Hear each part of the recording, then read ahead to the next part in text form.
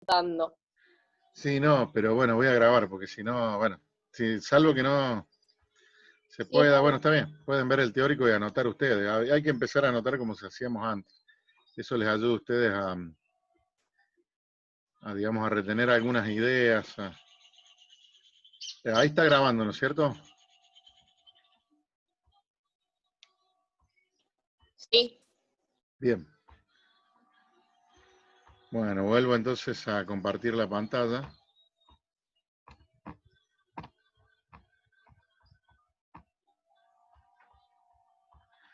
Me avisan cuando la pantalla esté compartida.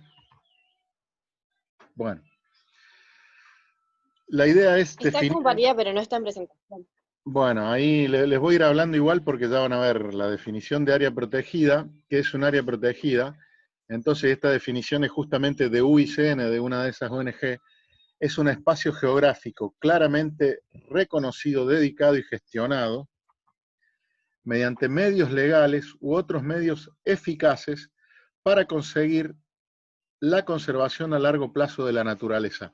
En un principio, la definición de UICN hablaba solamente de la naturaleza, no hablaba de nada que tuviera que ver con el hombre, y tenía relación con que en realidad las áreas protegidas, como les digo, aparecen con esa idea de que había que excluir al hombre de la naturaleza para que la naturaleza fuera conservada como un jardín del Edén. ¿Ok? ¿Qué pasa? Después, obviamente, se empiezan a dar cuenta los investigadores, los científicos, la gente que trabajaba en conservación, que en realidad había sectores sociales que no modificaban la naturaleza de manera importante y que además esos sectores culturales también merecían que permanecer y conservarse porque tenían muchos aspectos eficientes del manejo de los recursos, como les contaba la otra vez, por ejemplo, en Misiones y con los guaraníes. Entonces, posteriormente, ya en las últimas 2 décadas, se agrega la parte de servicios ecosistémicos y valores culturales asociados. El trabajo de Doodle de 2008 de UICN, ustedes lo tienen, y es básicamente un resumen de lo que piensa UICN sobre las áreas protegidas. Está en el entorno, ahí lo pueden ver. Bueno, ahora, una pregunta importante es, esta acción de conservación que fue considerada la principal durante muchos años, les diría casi un siglo y medio, para conservar la naturaleza, ¿verdaderamente es eficiente? Esa es una pregunta que recién nos empezamos a hacer en los últimos 20 años. ¿Por qué? Porque en parte veíamos que seguían desapareciendo especies a pesar de las áreas protegidas y seguían ocurriendo problemas ambientales a pesar de que las áreas protegidas incluso crecían en superficie. Entonces, una pregunta central que nos tenemos que hacer nosotros los biólogos desde la biología de la conservación es si las áreas protegidas protegen procesos ecoevolutivos, ¿no? Bueno, esos procesos ecoevolutivos ya los vimos viendo. Por ejemplo, cuando hablamos de fragmentación, hablamos de conectividad de poblaciones, de relaciones fuente-sumidero, de metapoblaciones, de procesos de extinción, de interacciones entre especies, que en realidad sabemos ya a esta altura que se mantienen en grandes áreas del territorio, no en pequeñas áreas. Y acá les muestro simplemente algunos casos. Fíjense, en principio, en este gráfico tenemos el rango en superficie de todas las áreas protegidas de la provincia de Misiones, que tiene un 15% de superficie protegida, es una de las provincias con más superficie protegida. Y fíjense que eh, más de 20 áreas protegidas tienen entre 1 kilómetro cuadrado es 1 kilómetro por 1 kilómetro, y 0,02, o sea, son muy chiquitas, y más o menos hasta 20, 15, vamos a suponer, 20, 15 más 10 son 45 áreas protegidas, no pasan las 1000 hectáreas de superficie, ¿sí? Solamente 5 áreas protegidas tienen entre 10.000 y 33.000 hectáreas, y menos de 5 áreas protegidas tienen entre 50.000 hectáreas y 210.000 hectáreas. O sea, hay muy pocas áreas protegidas grandes y hay muchas áreas protegidas pequeñas. O sea que en definitiva, muchas áreas protegidas están sometidas a los efectos de la fragmentación. Y para que tengamos en cuenta también la subsistencia de especies con amplios rangos de área, por ejemplo, una población de 100 individuos del águila coronada, que es una especie amenazada, que vive también en la provincia de Santa Fe, ocupa más o menos 7 millones de hectáreas. O sea que si yo quisiera conservar una población con posibilidades de viabilidad, que sería más o menos ese número, necesitaría 7 millones de hectáreas. ¿Ok? 7 millones de hectáreas. Eso es más o menos la mitad de la provincia de Santa Fe. Y en el caso de ciervo de los pantanos, una población de 100 ciervos ocupa aproximadamente, llega a las 100.000 hectáreas. ¿Sí? Imaginemos también otros animales que incluso ocupan áreas de vida más grandes, como son los peces migradores del río Paraná, que en realidad los dorados, los surubíes migran miles de kilómetros por el río, con lo cual deberíamos, para proteger poblaciones de estas especies, proteger sus áreas de migración, que serían miles de kilómetros del río, con lo cual serían también millones de kilómetros de áreas de protección, ¿no? Acá es donde empezamos a ver que en realidad cada vez tenemos más dudas de si las áreas protegidas verdaderamente están protegiendo procesos ecológicos y procesos evolutivos. Porque nosotros tenemos que pensar desde la biología de la conservación, que es una ciencia aplicada, que toma cosas de las ciencias biológicas, la sociología, la economía y la política, para tomar decisiones de manejos, para lograr la sostenibilidad de los recursos naturales y proteger procesos ecológicos y evolutivos, ¿no? Y esto redundaría en evaluar componentes de la biodiversidad y estrategias de conservación. ¿Ok? Bueno, ahora bueno, una de las cosas que yo les planteaba es que verdaderamente yo tengo cada vez más dudas que los sistemas de áreas protegidas verdaderamente vayan a conservar la mayor parte de la biodiversidad. Y eso incluso en los últimos 20 años que, sobre todo en la biología, se ha investigado eso, cada vez se han planteado más dudas. En realidad, como yo les digo, trabajé durante muchos años en la creación de áreas protegidas y creo que las áreas protegidas son necesarias, pero son insuficientes para conservar la biodiversidad si no trabajamos en otras cosas dentro del territorio, no alcanzan, digamos. ¿Sí? Y bueno, y he trabajado en varios lugares con áreas protegidas de distintos tamaños y siempre también he visto que en esos lugares hay personas que hacen uso de los recursos que podrían, con esos usos rústicos, estar fuera de esas áreas protegidas o dentro también, con áreas de amortiguación y lograrse superficies más importantes en donde puedan vivir también los pobladores de la región, ¿no? En esto es importante también entonces, como les decía, que consideremos, y acá vuelvo al teórico de la clase pasada, que no todas las actividades que realiza el hombre impactan de manera negativa sobre toda la biodiversidad, ¿no? Porque ¿qué pasa además? Las áreas protegidas se vuelven después lugares aislados, se va transformando el ambiente rápidamente alrededor de las áreas protegidas, y esto tiene que ver también con esa dicotomía que les decía entre dos modelos de sostenibilidad. Uno es proteger sin el hombre de manera estricta, y el otro es, fuera de eso puedo hacer cualquier cosa, y es el mismo modelo sociocultural o socioeconómico, que es un modelo que tiene mucho poder y mucha importancia a nivel actual, ¿no? O sea, yo les decía que de ahí sale también lo que vamos a llamar, recuerdan el título de Weber, la ética protestante y el capitalismo, de ahí sale el modelo capitalista también de esos países, ¿no? Obviamente. Entonces su importancia como modelo socioeconómico mundial la conocemos todos. Esto tiene un poco la contradicción que en realidad las áreas protegidas las tenemos que mantener con dinero, pero en el caso, por ejemplo, de los parques nacionales nuestros, las áreas protegidas están un poco mejor mantenidas porque tienen un presupuesto nacional, pero siempre tenemos muchos problemas legales, económicos, para mantener esas áreas protegidas. Como les decía, Raúl Abranson, el muchacho este con el que trabajé durante años, es guardaparque de esa área protegida donde él vivía. Por suerte hace poquito volvió a esa área porque lo habían trasladado, y él sigue ahí conservando como puede, con una eficiencia enorme porque es un gran conocedor de la zona, pero tienen sueldos precarizados, pocos elementos de trabajo, en muchos casos no tienen respaldo legal para afrontar, por ejemplo, cazadores armados, porque los guardaparques no están habilitados muchas veces a llevar armamento como otras fuerzas de seguridad, ponen en riesgo sus vidas, afrontan conflictos permanentes, y la verdad que son verdaderos héroes o mártires de la conservación. En este momento donde estoy, en los esteros de Liberá, es aún peor, porque los guardaparques provinciales están aún más precarizados y hay muchos inconvenientes verdaderamente, con lo cual su capacidad de conservar esa área es limitada. Y esto es algo que discutimos poco a nivel de ONGs conservacionistas de la sociedad. ¿Cómo están los guardaparques, que son la primera línea de protección de cualquier área protegida?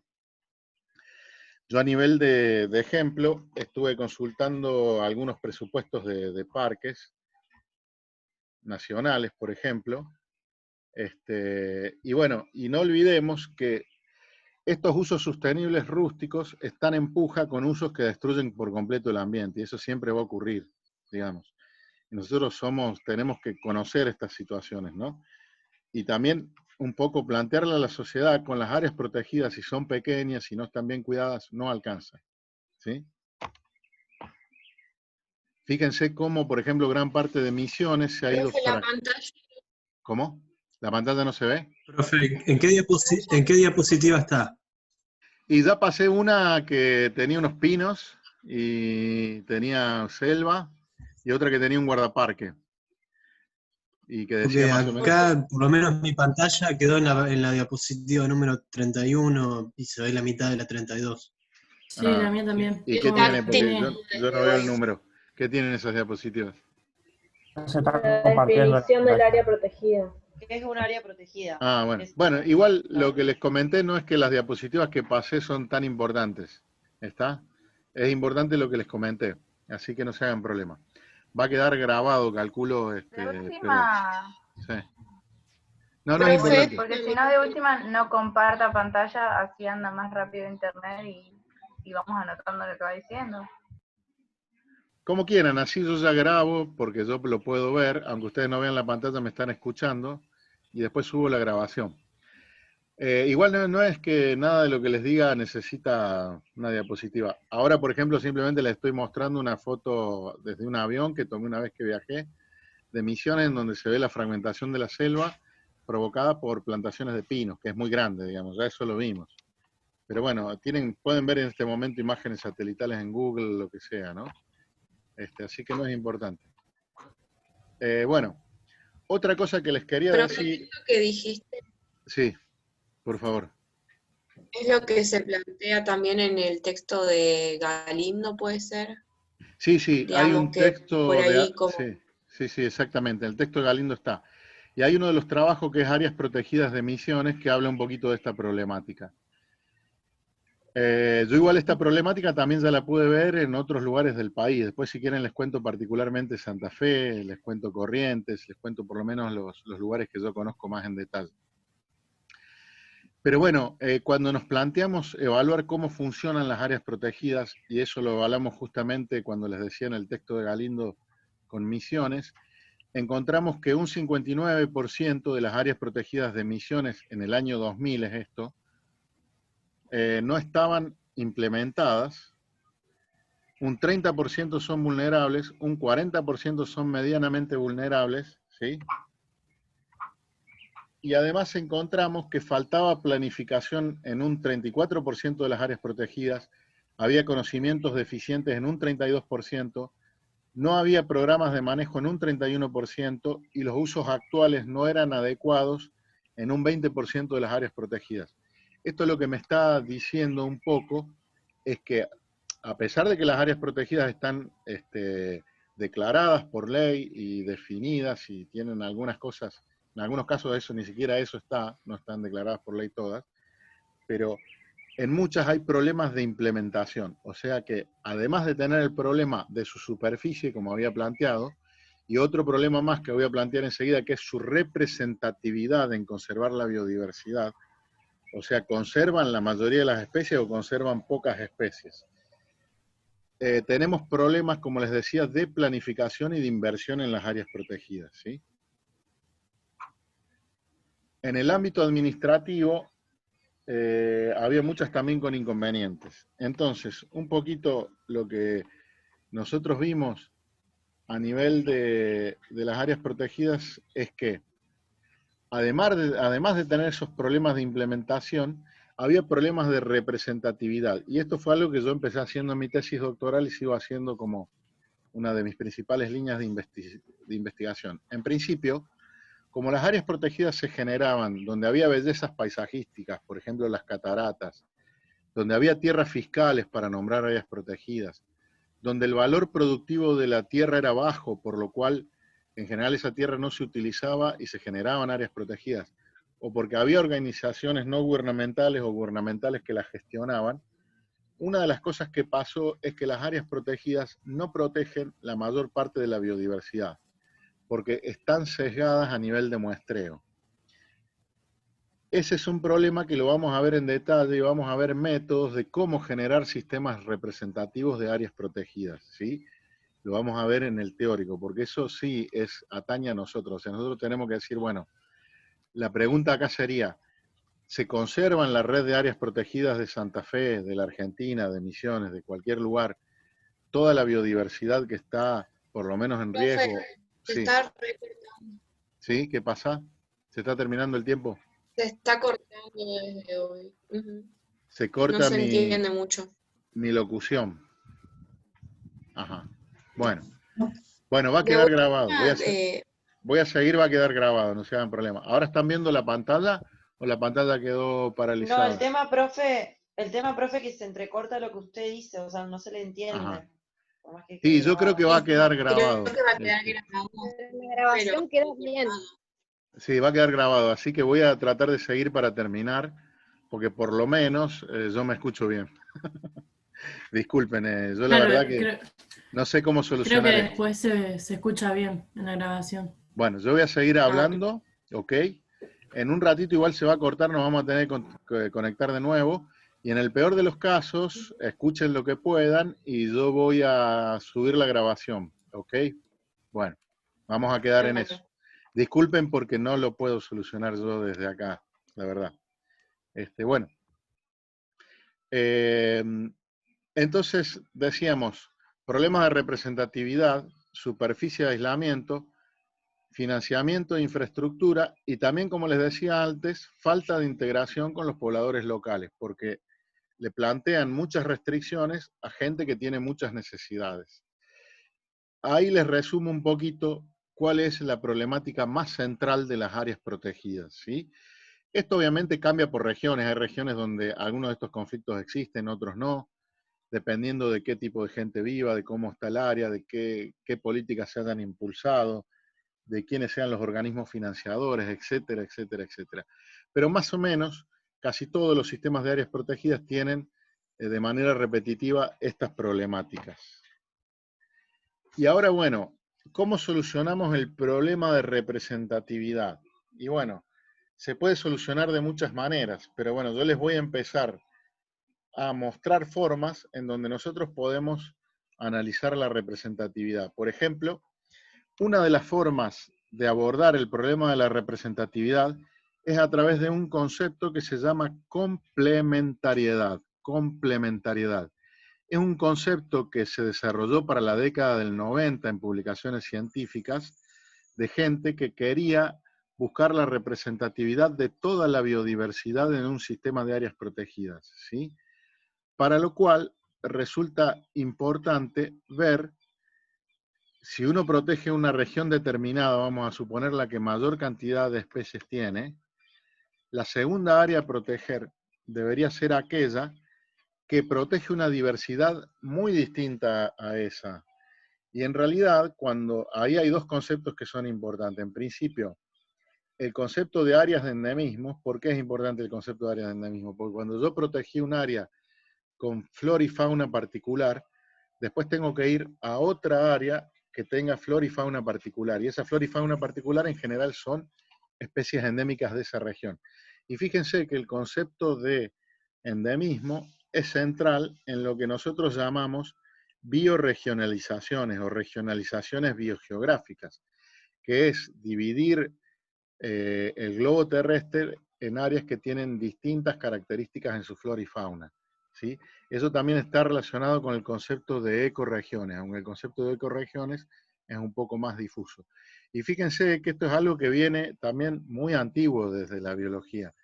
ya quien hizo las primeras regionalizaciones fue Wallace. Wallace, quien también fue uno de los descubridores de la teoría de la evolución, y algunos botánicos como de Candolle, ya en el 1800 planteaban que, por ejemplo, las zonas tropicales de África y de América, aunque tenían estructuras de vegetación parecida como eran las selvas tropicales, la fauna que estaba en esa selva y las plantas que estaban en esa selva eran completamente distintas, ¿sí? Y ellos empezaron a plantear, y de Candolle es el que plantea el concepto de endemismo, que es central para las regionalizaciones o las famosas regiones fitogeográficas, biogeográficas, que ustedes aprenden en biogeografía. Vamos a suponer el área de selva paranaense, la región chaqueña, la región del Espinal, la región pampeana. Y fíjense que nosotros, por ejemplo, en este trabajo del 2018, que tiene como título Bioregionalización descriptiva y biogeografía de la conservación, cuál es la verdadera representatividad de las áreas protegidas, a través de un método cuantitativo vemos cuáles son las bioregiones del nordeste argentino y reevaluamos cuál es la representatividad de las áreas protegidas, ¿ok? Y de hecho, una de las cosas que nos muestra analizando esto con serpientes es que nosotros encontramos 3 nuevas áreas biogeográficas que no están consideradas en las bioregionalizaciones que se usan para conservación. Que la que más se usa es una de Burkhardt 1999, que fue hecha por Parques Nacionales, ¿ok? Ya después vamos a ver más de estos métodos. Ahora, bueno, tenemos métodos para mejorar la representatividad, ¿sí? Ahora quiero plantear algo que me parece importante. De esta concepción filosófica de las áreas protegidas estrictas, en general, las áreas protegidas estrictas tienen que ser mantenidas con muchos recursos económicos y humanos. Muchas veces nosotros, como plantea Galindo, no tenemos esos recursos económicos y humanos, o no estamos dispuestos a invertirlos en eso, ¿ok? Y ocurren grandes modificaciones ambientales en los alrededores, hay mucha presión comunitaria, hay comunidades poco integradas a esas áreas protegidas estrictas, que en general excluyen muchos usos humanos, y se van desarrollando en sus alrededores modelos económicos incompatibles. Esto es lo que lleva, sin lugar a dudas, a que estas áreas protegidas afronten grandes conflictos. Y esos grandes conflictos son los que nosotros tenemos que analizar y tratar de resolver de una manera, como les decía al principio de la materia, más sistémica, considerando un poquito todas las partes como algo que influye en el todo, ¿ok? Bueno, creo que en un ratito se va a cortar, vamos a ver qué sigue. Simplemente un ejemplo sencillo. Fíjense que la provincia de Misiones tiene 101 guardaparques, 19% del territorio de áreas protegidas, ¿sí? Y tiene un sistema de áreas protegidas muy importante. Sin embargo, Misiones tiene una recaudación per cápita anual